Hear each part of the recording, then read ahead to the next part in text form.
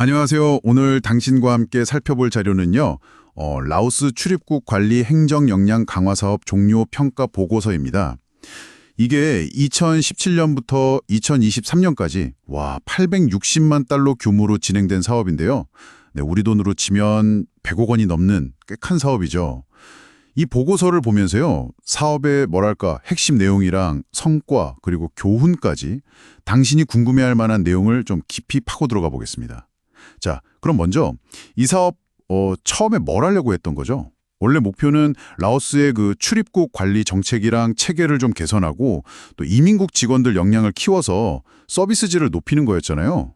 시스템 구축도 포함됐었고요. 네, 맞아요. 원래는 그 출입국 관리 시스템 구축이 중요한 부분이었죠. 그런데 여기서 되게 흥미로운 변화가 생깁니다.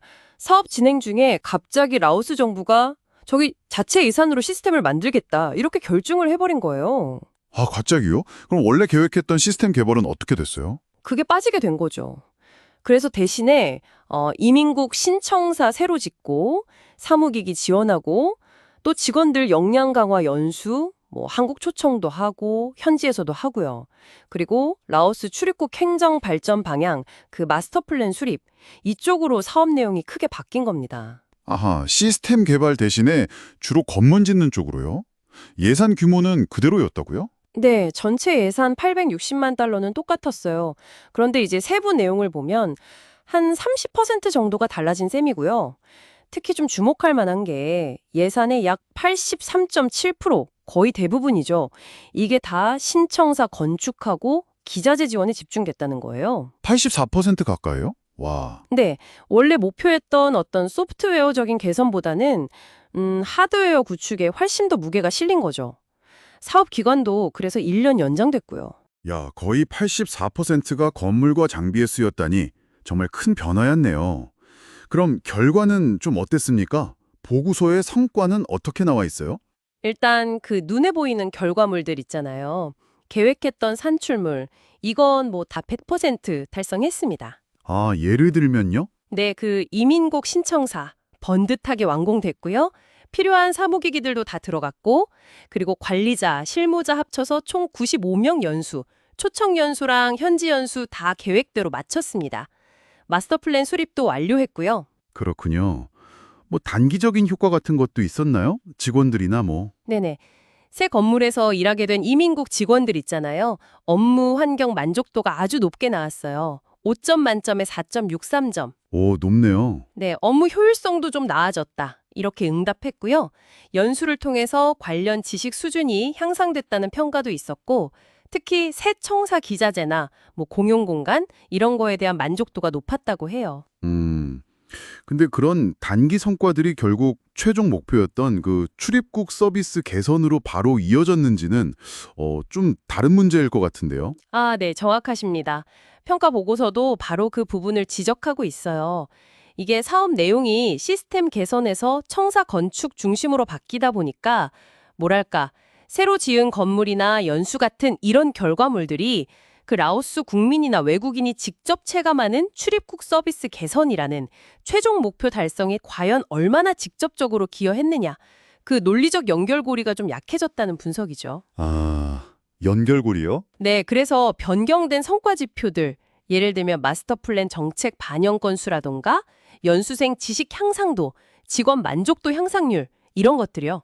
이런 것만으로는 최종 목표 달성 여부를 판단하기에는 좀 단순하다, 부족하다는 지적이 있었습니다. 그러니까 활동은 많이 했는데 그게 원래 의도했던 큰 그림의 변화로 이어졌는지를 보여주기엔 좀 미흡했다 이런 말씀이시군요. 네, 그쵸. 물론 긍정적인 부분도 있긴 합니다. 마스터 플랜에서 제안했던 12개 개선 과제 중에서 4개는 이미 완료가 됐고요. 일부는 지금도 진행 중이고요. 오, 그래도 진행된 게 있네요. 네, 부처 간 위원회가 새로 생겼다거나 관련 법률 조항이 일부 개정됐다거나 하는 식으로 제도 개선 노력이 이어지고 있다는 점은 분명 성과라고 할 수 있죠. 그럼 이 사업 평가를 통해서 우리가 얻을 수 있는 교훈은 뭘까요? 앞으로 비슷한 사업을 할 때 좀 뭘 고려해야 할지. 가장 중요한 교훈은 역시 그 사업 기획 단계의 중요성인 것 같아요. 이번처럼 사업 중간에 수원국 정부의 계획 변경 같은 외부 변수가 생길 수 있다는 걸 초기 기획에서 좀 더 면밀히 검토하고 대비했어야 한다는 지적이 나왔습니다. 아, 그렇죠. 예측하지 못한 변화 때문에 사업 방향 자체가 크게 흔들려 버렸으니까요. 또 다른 지적 사항은 없었나요? 네, 또 하나는 그 사업 구성 요소들 있잖아요. 마스터 플랜 수립, 연수, 건축 이런 것들이 서로 좀 긴밀하게 연계되지 못했다는 점이에요. 연계 부족이요? 네, 예를 들면 마스터 플랜은 이미 청사 설계가 다 끝난 뒤에 수립됐거든요. 아, 순서가 그렇죠. 그러다 보니까 건물 설계의 마스터 플랜 내용, 뭐 행정체계 개선 방향 같은 게 반영되기가 좀 어려웠겠죠. 그리고 기존에 진행됐던 다른 코이카 연수 사업하고 내용이 좀 중복된다 이런 문제도 제기됐고요. 각 활동들이 좀 따로따로 진행되면서 시너지 효과를 내지 못했다 이런 거군요. 그래서 보고서에서는 어떤 제언들을 하고 있습니까? 어떤 실질적인 변화로 이어지는지를 측정할 수 있는 성과 지표를 만들어야 한다는 겁니다. 조직 차원의 변화 측정이라 중요하겠네요. 네. 그리고 둘째는 사업 초기부터 목표랑 활동 그리고 기대되는 성과 사이에 그 논리적인 경로 있잖아요. 이걸 변화 이론이라고 부르는데 이 변화 이론을 명확하게 설정해야 한다는 겁니다. 변화 이론이요? 좀 더 쉽게 설명해 주실 수 있나요? 그러니까 우리가 이런 활동에 X를 하면 그 결과로 이런 중간 변화 Y가 생기고 그래서 궁극적으로 이런 목표 Z를 달성할 수 있다는 사업의 설계도 같은 거예요. 이걸 더 분명히 그려야 한다는 거죠. 그리고 만약에 중간에 사업 계획이 바뀌면 이 변화 이론에 맞춰서 성과 지표도 같이 조정하는 절차가 필요하다는 거고요. 계획 변경 시 성과 지표 조정. 그것도 중요하겠네요. 맞습니다. 마지막으로 그 마스터 플랜 같은 컨설팅 결과물이 그냥 보고서로만 남지 않도록요. 실제 실행 가능한 구체적인 방안을 담고 또 건축이나 연수 같은 다른 사업 활동들이랑 긴밀하게 연계돼서 실질적인 효과를 낼 수 있도록 기획 단계부터 더 신경 써야 한다는 제언이 있었습니다. 네. 정리해보면 라오스 출입국 관리 역량 강화 사업. 이게 신청사 건축 같은 눈에 보이는 결과물은 성공적으로 만들었지만 중간에 큰 계획 변경 때문에 원래 목표했던 서비스 개선이라는 장기적인 성과 달성에는 좀 아쉬움을 안겼다. 이렇게 볼 수 있겠네요. 결국 사업 계획을 얼마나 정교하게 하느냐, 또 각 요소들을 얼마나 잘 연계시키느냐, 그리고 활동 자체가 아니라 실제 변화를 측정하는 성과 관리가 얼마나 중요하냐, 이걸 다시 한번 생각해 보게 하는 사례 같습니다. 네, 그렇죠. 여기서 당신께 한번 이런 질문을 던져보고 싶습니다. 원래 시스템 개선 같은 소프트웨어를 목표로 했던 사업이 주로 건물 같은 하드웨어 구축으로 바뀌었을 때요. 이 잘 지어진 건물이란 자산이 어떻게 하면 정말 지속 가능한 서비스 개선으로 이어지게 만들 수 있을까요?